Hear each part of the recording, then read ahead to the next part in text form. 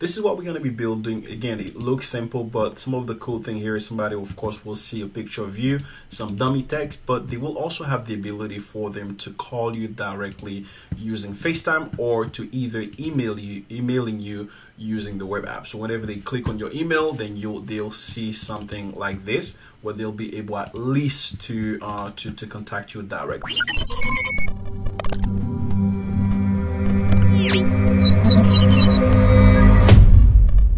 So this is what we're going to build. Again, for some of you guys, it might look complicated or easy. Whichever ways, we're gonna do this together from scratch, with the assumptions you don't have any prior knowledge of coding before. So without any further ado, let's get the ball rolling.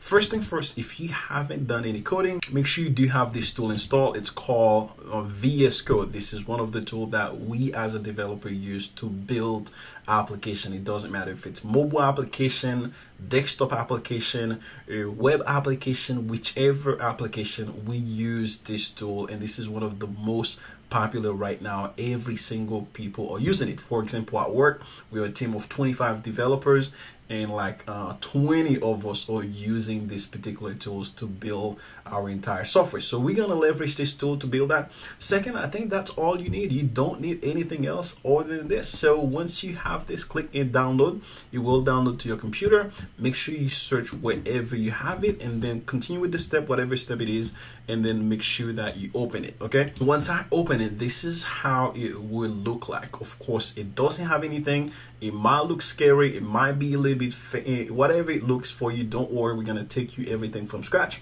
So what I need to do first is go over my folder and navigate to a folder where you want this project to be. I'm gonna create a folder called demo, or I could say demo portfolio. This is what I'm gonna call this one. Once I have demo portfolio, all you need to do, once you have the VS Code open, you got a couple options. The easy option would be to just drag your folder inside of it, which makes it super easier so that you don't have to go any places. So that would be one option. The other option would be to navigate over the file and then click open, and then from there you can navigate to whichever folder you have located on your computer, and then from there you can open that folder into VS Code. But if dragging it whichever ways works for you, then you guys are good to go. All right, so number one is, once I have this, I need to start creating a couple files. I'm going to show you what file I need in order to create a web page or something for the user to be able to view on the browser. Something like this. Make sure that it always end with .html. Okay, it is very important to make sure that you do have that. I'm gonna click here, create a file called index.html. As you can see here, I created this file with the ending call .html. Okay, so once I have that, there are a couple tags that I need to have, but for the sake of this video, I'm just gonna start as basic as possible to start declaring a couple things. So number one, in order to have anything displayed in the page, see them as what they call tags or HTML elements. For example, the first thing we see here, this is a tag, or this is an element. The matrix itself is a tag, or this is an element. The other paragraph itself, this is another element. This one is another element, and then you got the idea by now. Of course, we break everything into HTML elements in order for us to get started. So how do we create an HTML element? If this is an element, but how do we create them? Well, this is where the fun begins. In this case, we need something like a big heading.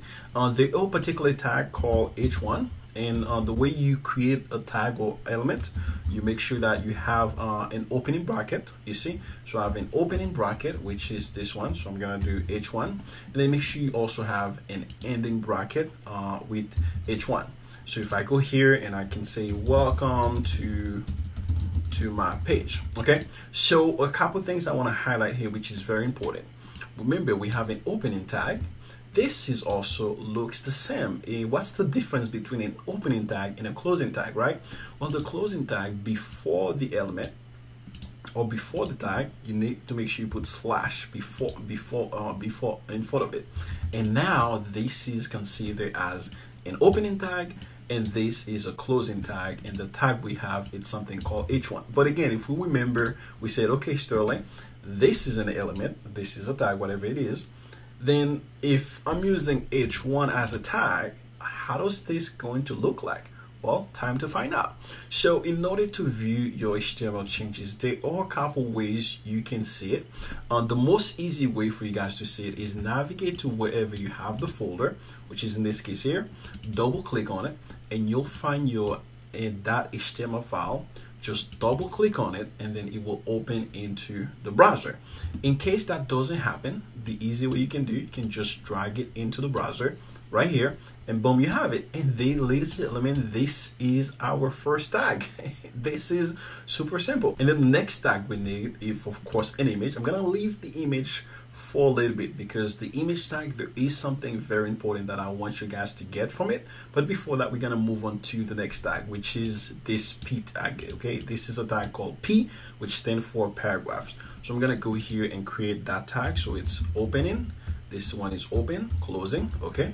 And then inside of that, I'm just gonna create some dummy text. If you start typing lorem, just the exact word, and hit tab, okay, so hit tab, and then it will autocomplete that for you. Okay, you just copy dummy text, you'll have this dummy text ready to go. I'm just formatting them a little bit for me to fully see everything, and then there you go. Now once you've done some changes, you can, in order for you to see them, for example, right now if I go back to the page and refresh it, I don't see anything. Now the question is why? Well, it's very simple. It's because you haven't saved it.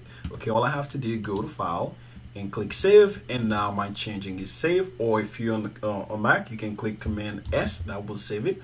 Or if you're on Windows, you can click Control S, and then that will save it. And now we're able to see, if we refresh it, we can see the P tag, which is fantastic. This is great. Now moving on, the next thing I'm gonna do is I'm gonna need a node P tag. Okay, I'm just gonna call it with programming language. So I'm gonna go back here. I'm gonna create a tag. Okay, so I'm gonna put P slash and then close it, and then that's another P tag. And then again, I'm gonna go here, file, save it, and then if I refresh it, now I have another paragraph. This is one paragraph, this is another paragraph. You got the idea so far, right? Okay, so moving on, the other thing I need, this is kind of a little bit hard because this is more like an ordered list. Okay, so ordered lists are a little bit different type of tags. The way we have them is using a tag called OL, which stands for ordered list. Okay, so one thing about VS Code, if you start typing OL and then you hit tab, it will auto complete them for you, which is freaking awesome. Okay, so it auto complete them for you. Now you can start typing another tag called li, which I'm going to explain in a second. And then the first one, I'm going to put something like HTML. That's one here, that's one tag. And if we go inside this page, we view it, you can see now I have this element with one into it. Now the question is, what just happened? What the heck just happened? Let's go back a little bit further. In this case, we create one tag called OL, which stands for an ordered tag.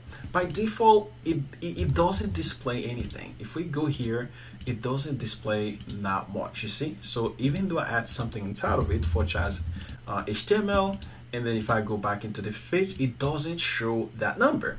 Well, inside that ordered list, it can have what they call nested tag, okay? Or you can have a tag inside a node tag. For example, inside the H1, you can have a node tag.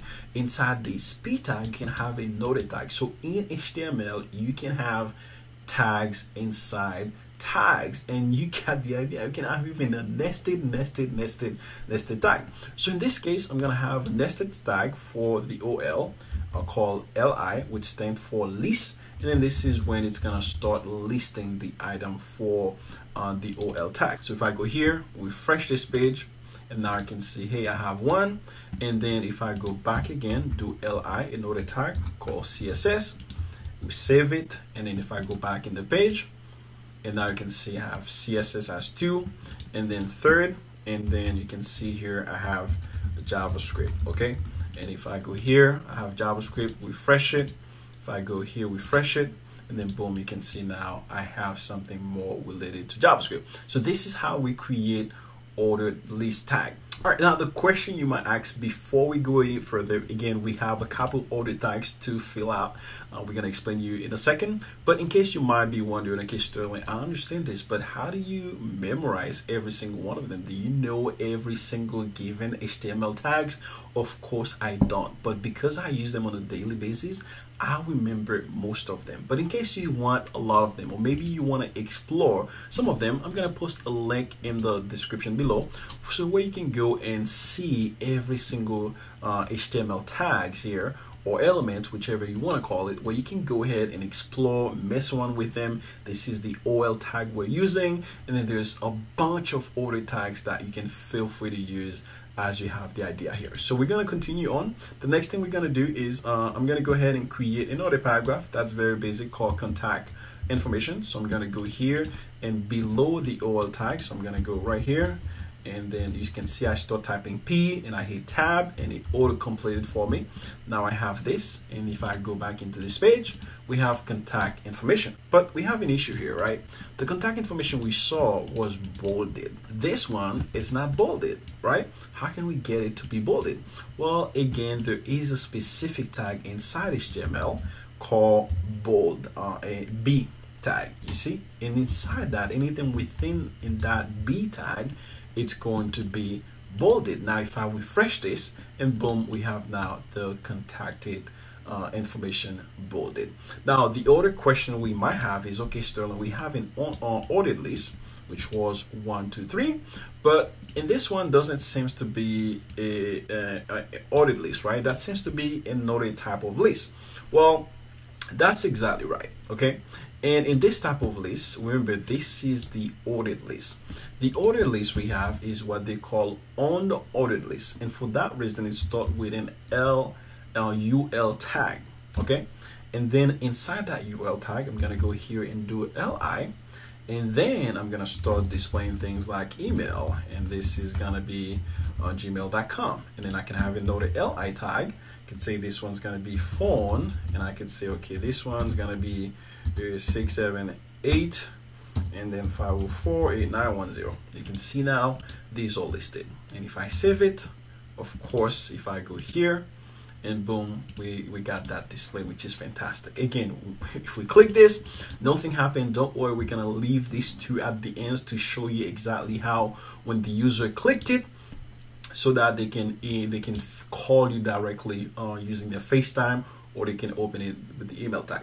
But so far, let me kind of go back here. There are a lot of things that needs to be done, but I want to walk you guys as slow as possible to clearly give you a good thing here, okay?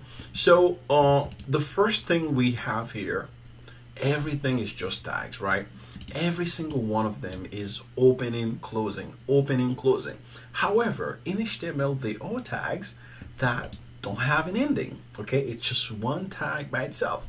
And that particular tag, it's an image tag. An image tag is something that doesn't have a closing, which means it's only one tag by itself. It has an opening, but it doesn't have a closing. So how do we declare it? It's very easy.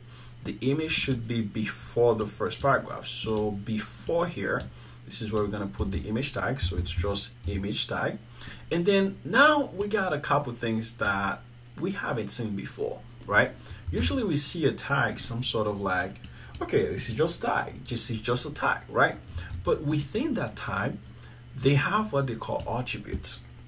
And attributes are further values that either describe the tags or give the tags more data for it to work with. For this one, and by the way, these attributes are not something that we come up with, or I decided to call this one S or C. No, this is built-in attributes that we have to spell it exactly the way that it is. So in this particular case, the first one, if I go here, I'm going to show you exactly what I mean. If I try this, save this, and go into the browser, you can see now, if I refresh it, nothing happened, right?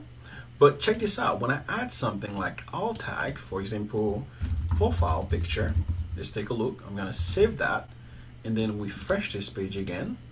You can see now the profile picture comes, but the image is still broken. Well, this alt tag is in case that, okay, for some reason we're not able to get the actual profile, the actual picture. In this case, we weren't able to get the actual picture, but there are some descriptions about what this profile's picture might be. Most of the case, this is very useful. It's very recommended for every single image to have the alt value and add something descriptive to your image. For SEO purposes, it's very valuable, and then for also accessibility purposes, it's also valuable as well. Sometimes a machine could be reading a web page for somebody that can't hear or that can't see or something, and then they're able to read the alt value for the person. So it's always recommended to add the alt tag, just in a way for all the machine to be able to read what this image was about, or maybe for SEO purposes and so on. But how do we actually get that value to display? Well, in order to get that value to display, it's actually pretty easy. All you have to do is add the URL of where this image is located right here. See, so this is the image. For example, in my case, when I open that URL, this is the URL of where this image is hosted. I literally just copy that entire image and paste it inside the source. You see, so I literally just copy and paste it, save that. Now, if I go back into this page, refresh it, and ladies and gentlemen, we got our page looking fantastic. Now, you might not have an image on the internet, and that is completely fine. You might have an image somewhere else, I don't know, wherever you might have that image, and that's okay. So one thing you can do, I'm gonna download this image, I'm gonna save that image, I'm gonna bring that image inside the same folder. Okay, make sure that it's inside the same folder that you guys are working with. Okay, I'm gonna rename this to be something more like profile JPEG. Okay, so in this case, one thing we can do if the picture is located inside your computer, well, instead of using this long URL, we can do something way easier. Now notice the image is right there next to this file. All I have to do is just put / and then the name of the image, which is profile JPEG. If I save that and then go back again, refresh this, of course we get the picture, but this time the picture is on our machine. The last thing to finish, in order for you guys to finish this, is how can we make sure that this video is this email going to be clickable, or whenever somebody click this email they can messages, or if somebody click that phone they can call us. Well, we're gonna see that in the next video.